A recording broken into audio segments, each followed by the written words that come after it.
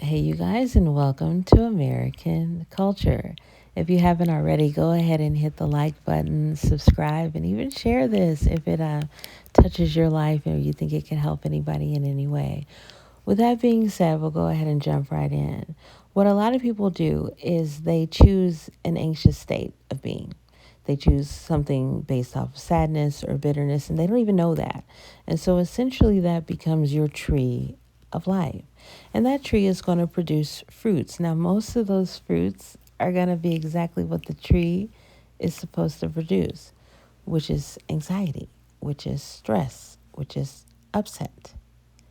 Ever so often, you'll get a really good fruit on a tree that's not doing so well, but it's rare. And that rarity is the joy, that rarity is the happiness. Now, I want you to think of it like this. When you're in an anxious state, a lot of times you make decisions from there thinking that it's going to lead you to happiness. And sometimes it does. But that happiness is temporary. And just like all the other emotions and things, they have the option to be temporary or long term. For example, you can be temporarily joyful, yeah, ever so often, and then go back to misery and upset and I'm not happy. Or you can live in a state of joy all the time, floating through the world. A lot of people think they need resources to do that. That's not true. You know what I mean? Like consumer goods, that's not true. You can be joyful completely by yourself with nothing, but that's a different story for, I guess, maybe later in the week. You see, most people settle on taking fruits of joy, fruits of happiness, fruits of peace. That's why God calls them fruits of the Spirit. He says your tree has to be capable of producing all of this.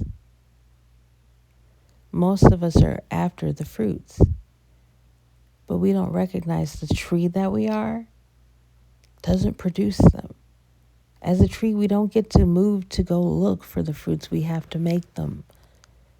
And when your tree is sadness, when it's resentment, when it's bitterness, when it's upset, when it's frustration, when it's anxiety, when it's exhaustion,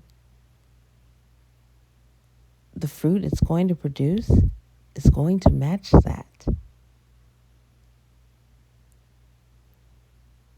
As humans, we have free will.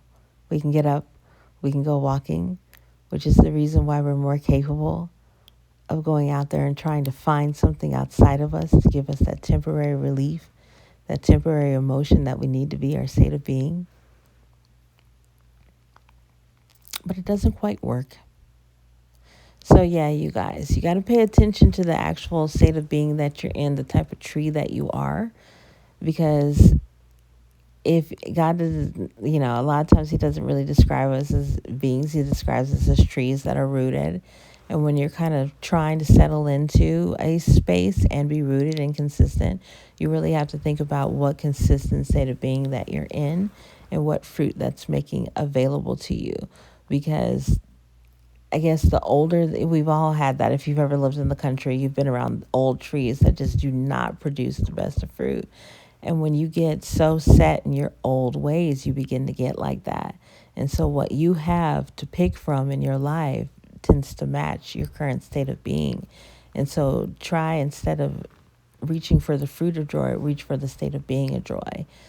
Create the tree that is joy so you don't have to try to defy the odds in order to get what you need.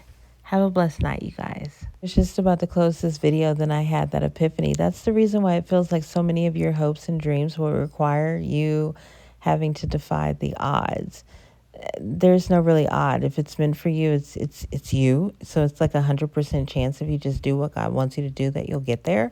So you have to kind of switch your mindset against that. You're not in a competition with anybody for your purpose. It's yours. And what most of us do is we carry around that I've got to defy this. I've got to overcome this. And you don't. You don't have to try to uproot a tree and walk over to somebody else's better fruits because your tree, your state of being is incapable of producing the result that you want. You don't have to do that. And in fact, you can't. That's still your mind being rooted in the whole influence of I've got to get this from someplace else because I can't do it myself. That's not it. God wants you to stay where you are, but you really have to focus on what kind of tree you're being. And that's what free will. It gives you the option to pick a different tree.